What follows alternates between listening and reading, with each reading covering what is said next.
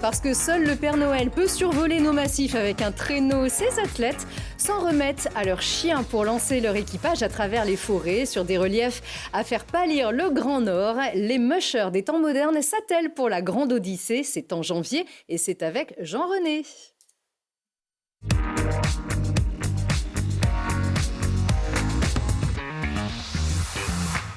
Jean-René Vinstavel, musher professionnel, bienvenue.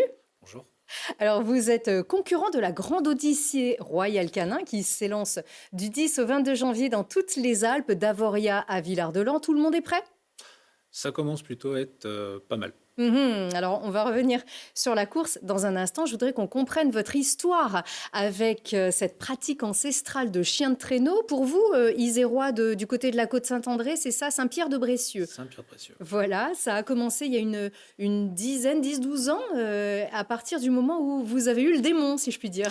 C'est ça. Donc mon premier chien, effectivement, que j'ai acheté, donc de race husky de Sibérie, qui s'appelle Démon, effectivement, fut le début d'une grande aventure, si je puis dire. C'est juste un animal de compagnie pour vous? De base, c'était pour moi une façon de voir un animal de compagnie. Or, n'ayant pas fait la démarche de vraiment me renseigner sur les besoins spécifiques liés à sa race, donc sa condition, on va dire, ses besoins fondamentaux, physionomiques et physiologiques, eh ben, j'ai très vite appris à mes dépens ou aux dépens des chèvres et autres poules aux alentours de la maison qu'il avait besoin de courir. Et c'est comme ça que naquit vraiment cette passion en moi d'avoir des chiens de traîneau. Vous aviez eu un husky parce qu'il était beau et vous êtes devenu musher par la force des choses avec cet animal. C'est l'idée. Donc vous avez été mordu, si je puis dire.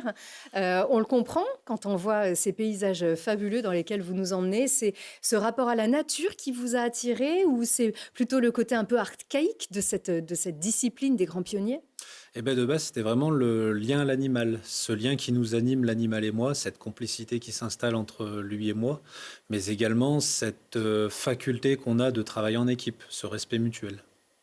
Mais il n'y a pas que ça, parce qu'il y a effectivement un travail d'équipe, comme un cavalier et sa monture. En l'occurrence, il y a aussi une connaissance du milieu montagnard, il y a une connaissance de la neige, il y a l'encadrement, il y a plein de choses en fait qui accompagnent ce métier.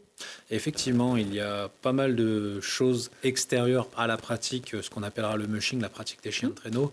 Effectivement, cette connaissance de la nature, cet amour aussi de la nature, des beaux paysages, des montagnes. Faut pas avoir peur du vertige non plus, parce qu'on est tout le temps en altitude. Mais également, la grande idée, c'est de pouvoir combiner cette passion de l'animal, cette passion aussi des grands espaces, et puis je rajouterais même le dépassement de soi-même lors d'événements ou d'activités au fur et à mesure des années et des jours. Bon, vous ne perdez pas le nord, si je puis dire. Vous faites coucou au drone qui vous suit. Vous avez été diplômé d'État. Décidément, vous avez choisi d'en faire votre métier. Un diplôme d'État, il faut des études de 3 ans pour ça. En quoi ça consiste? On apprend la médecine vétérinaire, on apprend l'accompagnement, la gestion d'une entreprise. Effectivement, il est proposé en France de nos jours un diplôme d'État de ce qu'on appellera musher, donc le DEAC, diplôme d'État attelage canin, qui est proposé par le Creps Rhône-Alpes, qui est à Voiron. D'accord, à Donc, côté de chez vous. juste à côté de la maison. Et l'idée, c'est vraiment d'avoir une base sur tous les fondamentaux de la pratique, que ça soit sur le chien, mais aussi l'enseignement pédagogique pour les personnes à qui on va apprendre à faire du chien de traîneau, mais également toutes les connaissances basiques, comme vous dites, médecine vétérinaire, nutrition, plan d'entraînement, sport, santé de l'animal et de l'être humain aussi. Parce que du coup, comme j'ai dit, on travaille tous les deux. Ah oui, c'est très complet, mais c'est aussi très physique, puisqu'il y a non seulement le métier, il y a aussi la pratique. C'est à la fois très physique, très technique aussi. Il faut savoir guider. Je crois que ça se passe d'ailleurs pas toujours bien. Il y a des petites chutes. Ça peut arriver qu'on ait 2-3 gamelles, effectivement, que ça soit chez nous le musher, même avec l'année, les expériences. Ça peut arriver de louper le patin, mais ça arrive aussi comme on le voit, que nos amis initiés loupent un peu les patins et boum. Là, ça va vite, hein. C'est vous, ça? Ah non, ça c'est c'était. pas Moi, vous. je suis devant, tout au fond, regardez. Hop, Vous et je tombez l'attends, jamais. et il tombe. Donc, c'est vous qui rigolez, en fait. C'est moi qui rigole. Bon, après, il faut rattraper les traîneaux. Hop, Et oui, un et les troisième. autres aussi. Alors, c'est comme un jeu de quilles, décidément, un chien. Affirmatif. C'est pas trop dangereux, justement, parce qu'il faut quand même être très affûté pour pouvoir guider, pour pouvoir tenir. En fait, ça consiste à patiner. Il y a toujours un pied en dehors, un pied posé sur le traîneau et un autre en dehors, qui guide. Alors, tout dépend des situations. Effectivement, quand on sera sur du plat ou de la descente, on a 2 patins, donc 2 appuis. Dès l'instant où on sera sur les plats et les montées, comme je disais, c'est un travail d'équipe, et ben, le musher doit fournir autant d'efforts que le chien, donc patiner, courir, marcher, pousser.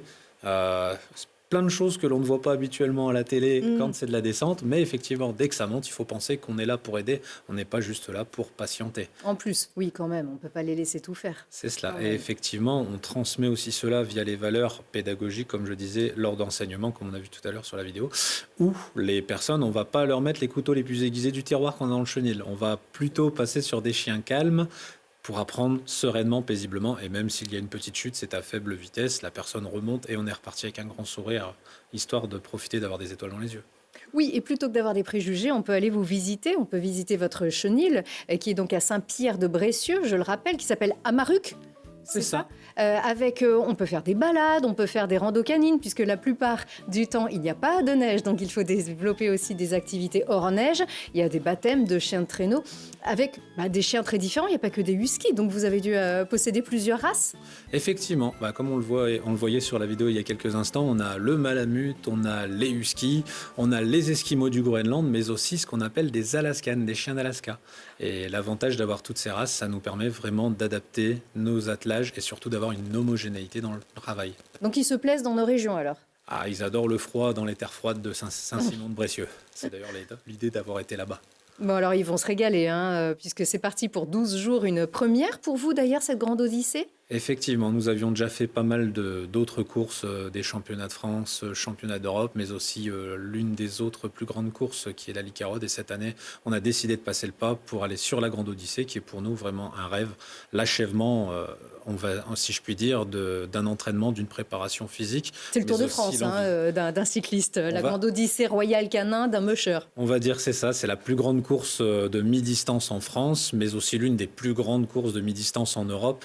Et effectivement, il y a une certaine part d'inconnu et d'appréhension, mais je pense qu'au final, vu qu'on est tous des passionnés, ça va être un plaisir. Oui, alors vous ferez partie des 65 athlètes tractés par 600 chiens entre Avoria, le Grand Revard, Valseny, également Bonneval-sur-Arc, j'en passe aussi en Savoie, les Carélis. Et puis en Isère, ça sera le 20 janvier au Sept-Lô, le 21 janvier au Col de Porte, le 22 janvier à Villard-de-Lans pour le grand final. Ce sont des longues traversées, plus de 350 km en tout, je crois, un petit peu plus, même c'est long. Effectivement, ardu. sur les 12 jours, c'est un joli programme et beaucoup de dénivelé positif également. Oui, ça vous fait pas, comme c'est une grande première, comment on se prépare pour ça? Eh bien, l'avantage, déjà, on a cette grande faculté de faire de la saison d'hiver avec nos chiens, donc de travailler dans les stations où on va faire de la piste et faire du dénivelé avec nos chiens pendant tout l'hiver. Et une fois ceci fait, notre travail se bâtit en 3 étapes, force, vitesse et endurance. Et donc là où habituellement, on va travailler avec des personnes en leur faisant découvrir l'attelage sur de la force. On a aussi d'autres phases d'entraînement à la maison avec de la vitesse et de l'endurance dans le but de se préparer vraiment au jour de la course. Tout le monde est à hauteur de ce qu'on a besoin d'eux. Il ne faut pas lever de fonte alors pour se préparer, pour être physiquement prêt à... Alors, de la part du musher, c'est pas de la fonte qu'il faut lever, c'est plutôt à courir après le bus. Ah oui. Il faut savoir courir vite. Et alors, c'est surtout un périple dans la trace des pionniers, des grandes traversées des pôles. Finalement, il y a toute une ambiance qui est très singulière. On est tous ensemble, il fait froid, on est solidaires sur cette course. C'est à ça que vous vous attendez ? Affirmatif, c'est aussi la possibilité pour nous de revoir les copains, de revoir les personnes avec qui on a fait déjà pas mal de courses, mais aussi des personnes avec qui on a de la vie chaque année, où on se rencontre sur les stations, on se rencontre lors d'événements sportifs, mais aussi quand on a passé nos diplômes avec des personnes qu'on revoit avec qui on a passé les diplômes il y a quelques années. Donc tout le monde se connaît, il n'y a pas de mutualisation des moyens en l'occurrence, on a les mêmes vétérinaires, on partage les mêmes box, non, c'est parce qu'on a l'impression que vous êtes seul avec votre équipage de chiens, est-ce que c'est quand même un travail d'équipe solidaire ? Alors c'est un travail d'équipe solidaire quand même, parce qu'il y a vraiment cette, on va dire, générosité chez le musher, où si on voit un copain, même sur la piste, en danger ou en embêtement, on va aller l'aider, on va s'arrêter, on va lui donner portée assistance, lui donner un coup de main. Mais également au niveau niveau des vétérinaires, comme on disait, ce sont ceux de la Grande Odyssée qui vont se charger de tous nos chiens pour vraiment avoir un contrôle sur eux, pour qu'ils soient vraiment dans le bien-être et le respect de l'animal à chaque étape, pas à pas de notre course. Vous êtes un peu anxieux quand même? Est-ce que ça peut ne pas très bien se passer? Ça peut ne pas très bien se passer, comme ça peut très bien se passer. Chaque course est différente, chaque manche sera en autre une aventure. Mais pour nous, vraiment, la ligne directrice et l'idéal, c'est d'arriver avec les chiens le premier jour motivés, la banane, et de repartir le dernier jour avec les chiens motivés, toujours la banane, et surtout dans le même état qu'ils arrivent. Donc ça veut dire heureux et contents de travailler. Donc il faut tenir 12 jours. Mais c'est pas un souci. Être le premier, ça compte quand même.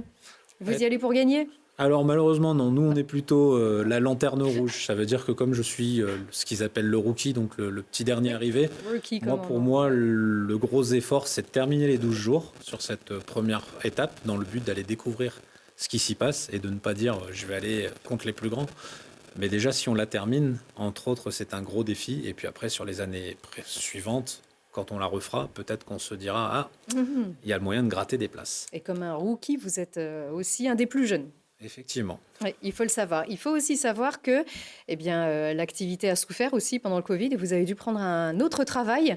Votre part de professionnalisme dans le musher, vous pouvez vous couper en deux? Alors, c'est très difficile effectivement aujourd'hui d'avoir un double emploi, en sachant que le boulot de musher, c'est un boulot à plein temps, que c'est un boulot agricole aussi, où il n'y a pas d'heure, il n'y a pas de limite. Si le chien est malade à 4 heures du matin, c'est à 4 heures du matin. Si c'est le dimanche, c'est le dimanche. Si c'est les jours fériés, il n'y a pas de férié. Et puis, si c'est pendant les congés ou les vacances, il n'y a pas de vacances. C'est les chiens et tout ça. Mais effectivement, grâce à mon autre emploi en pétrochimie, j'ai réussi à avoir des horaires en 3-8 discontinus, donc les matins, les après-midi et les nuits, ce qui me donne énormément de temps libre pour pouvoir continuer à travailler avec mes chiens à côté. Vous faites le grand écart entre la nature et la pétrochimie. Je pense, entre autres, que c'est une bouffée d'air frais. Voilà. Pour moi. Exactement. En tout cas, on a hâte de suivre votre parcours. Jean-René Van Stavel, on dit Van Stavel. Voilà. On a une petite photo finish maintenant dans cette émission. C'est vous qui allez nous le dire. Là. Le principe est simple, ça n'est pas vous sur la ligne d'arrivée de la Grande Odyssée Royale Canin, je le rappelle, mais c'est juste, on vous montre cette petite photo, vous nous dites quoi vous pensez, ce que ça vous évoque. Des chats de traîneau. Vous avez levé le sourcil gauche. Alors. Je ne m'attendais pas. Oui ou non? Ça serait un peu plus difficile de faire une course avec des chats devant un traîneau, bien qu'avec une canne à pêche, ça pourrait motiver les chiens à courir plus vite. Est-ce que vous les aimez déjà? J'aime les chats, même si je ne suis pas un faru défenseur de l'espèce. Je suis plutôt chien, on va dire. C'est vrai, on est forcément l'un ou l'autre. On peut être des deux quand même? On peut être des deux, effectivement. Wow. La cohabitation existe. Eh bien, merci beaucoup Jean-René Van Stavel. Et très très bonne Grande Odyssée à vous. On se retrouve en janvier, d'accord? Merci. Merci à vous.